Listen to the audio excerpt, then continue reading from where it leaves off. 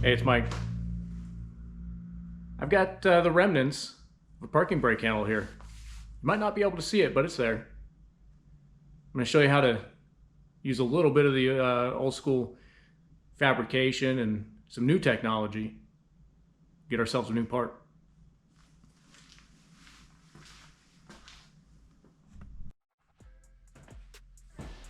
So you've seen me use reproduction parts on this car already. A couple of different pieces, as a matter of fact. But this is the first time I'm mentioning PartForge 3D. PartForge 3D is a little side business of mine, and don't get excited. It's just me, all right? But we've all been in a situation where we come across a roadblock in our project because a part is just elusive, right? It's a unicorn. Don't exist. Replacements are too far out of reach, right? You can spend a decade searching for one piece that's holding you up on your build. But I use some modern technology, 3D scanning, 3D modeling, printing, those sorts of things, and help reverse engineer these old parts on these one-off bases to help you get over that hurdle. So my goal with PartForge 3D is to make all of these sorts of technologies available to the small guy working in his garage, the me's. I'm here working by myself. I don't have the means to go out and work with a big company to do a full reverse engineering project with, set up a bunch of tooling offshore to create a whole production run of stuff, right? I just need something like this, maybe, or our parking brake handle. Now, this is an example where there's reproductions available, right, for this car, but maybe there's not for your car. So go check out, PartForge 3D. Let me know. Maybe I can help you. Now our parking brake handle obviously is broken and incomplete, and we don't have an original to copy from, so we're just going to jump straight into 3D modeling space and do a little bit of custom design, using some reference images, of course, from cars that are available on the internet. We can grab some dimensional references and things like that. But other than that, it's pretty simple part to design, and ultimately this 3D model that we create here is going to go to our 3D printer.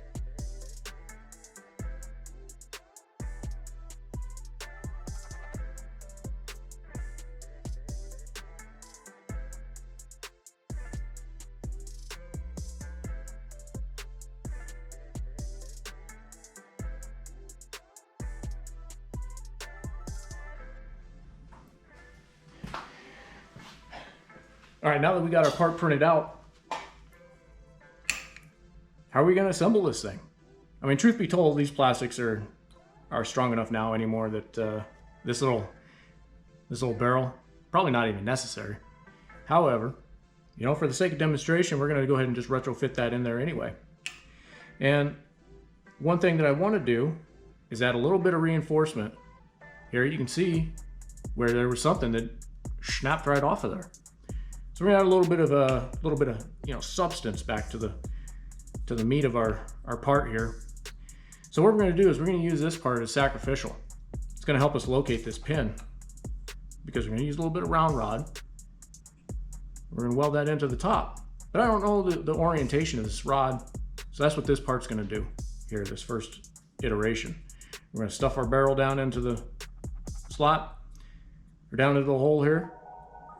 And this channel where the rod is going to sit is going to help us locate it while we tack it. All right, we didn't go crazy. Just nip those sharp edges off. Trim a little off the back. And we're going to get this in here, and it needs to be fairly accurate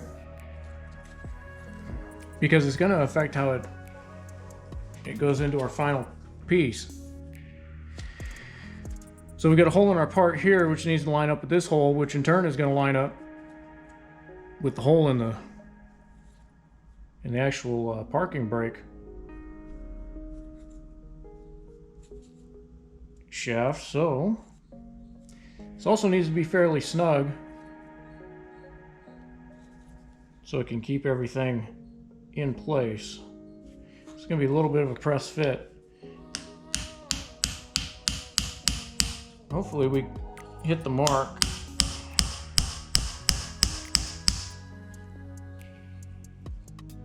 how we're coming there. All right, I think we're doing pretty well.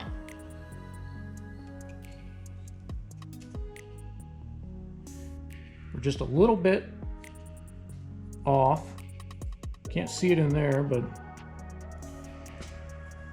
let's get something to rotate that around. Put that in the vise. We just need to tap this down ever so. Just ever so.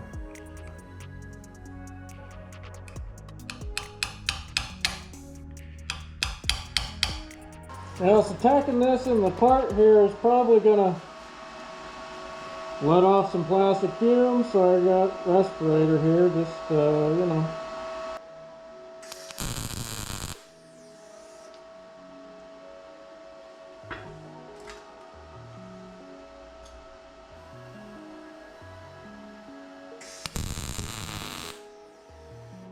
There it is. So we'll go ahead and finish welding that up.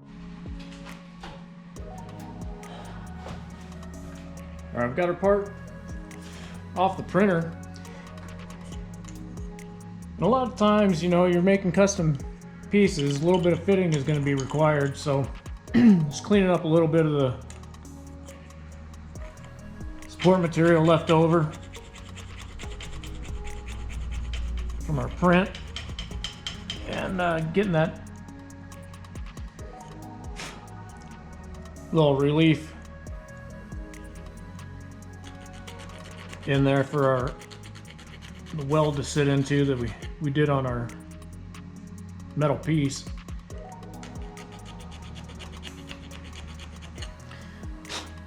This is nylon, so it's a little bit slippery.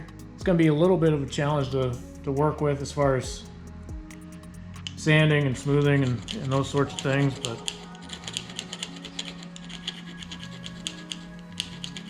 should make for a pretty strong part in the end. That whole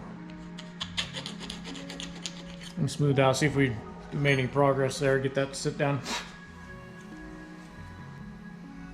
That'll be nice. That'll give us a little bit of a spot for our adhesive to fill into. We're going to use a nylon adhesive on this. All right, we've got our piece glued up now, and the next step here is I got to clean off this squeeze out. This is set overnight, it's cured. Now this adhesive, a little tacky on the outside, but it is rock hard in there. It's not, you're not going to be very easy to trim this off, but anyway. Glue is not the only way to do this, of course. This is nylon. Could have done a weld with you know, some sort of heat source. You're choosing soldering iron. There's welding kits for plastic that work really well here. You can go to weld it, but we opted to use the glue this time, and we'll get this cleaned up. Then we'll get on with the finishing process.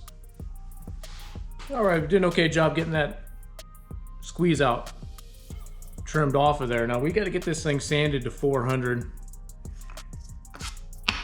for our trim black. So I've got 180. We'll put it on my block here.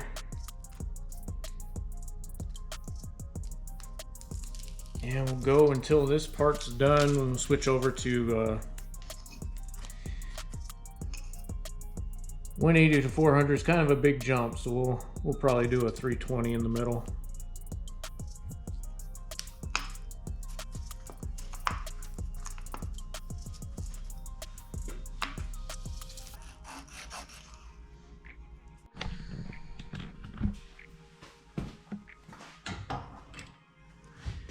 All right, we're all down to 400, and I think we did all right. It's certainly going to be passable for a driver vehicle, but the only thing we got to do now is actually get it finished on. We're using just some trim black, just the old standby. Same thing we used on the dash for our Rambler. And before we do trim black, obviously being plastic, we need some adhesion promoter. That's gonna look real nice in there. But if you remember what we started with, just a little nub, and you can get some pretty good results.